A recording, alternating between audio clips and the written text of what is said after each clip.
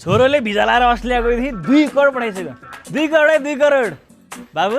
hello बाबु अनिस मैले देखिसकेँ कहाँ मुख लुकाउँदै कता हुन त अब नेपालमै बसेर के गर्न सकेपछि मुख त लुक्नु पर्ने अब होइन र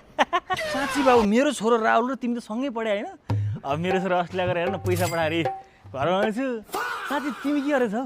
अहिले त अब जुत्ता हेर न जुत्ता मेरो पान्डा बाबु पान्डा जोडन नाइस नाइस अब राम्रो भयो त अङ्कल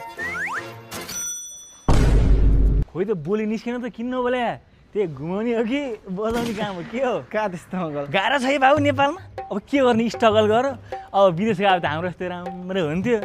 अब काठमाडौँमा भाडामा बस्ने साह्रै गाह्रो क्या बाबु त्यही भएर मैले पनि यसो एकतला बनाइदिएँ भन्न आँटेको अब अहिले हेर न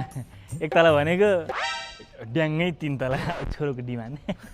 यो घरमा युज भएको सामग्रीहरू फेरि सबै A1 क्वालिटीको इट्टा ढुङ्गा बालुवा बाँस सबै A1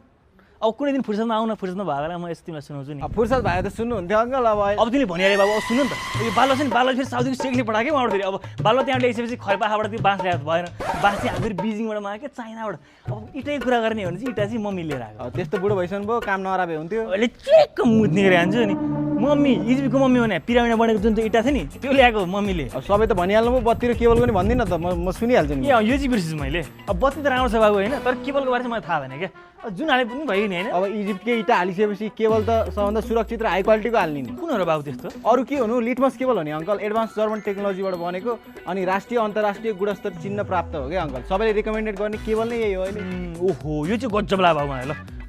अनि यो केबलले आग लागेको रिस्क पनि कम गर्छ अनि जनधनको क्षति पनि हुन दिँदैन क्या अङ्कल त्यही भएर अब एकचोटि बनाउने घर हो रिस्क लिनु त भएन नि कि कसो ए गजब त गजब छ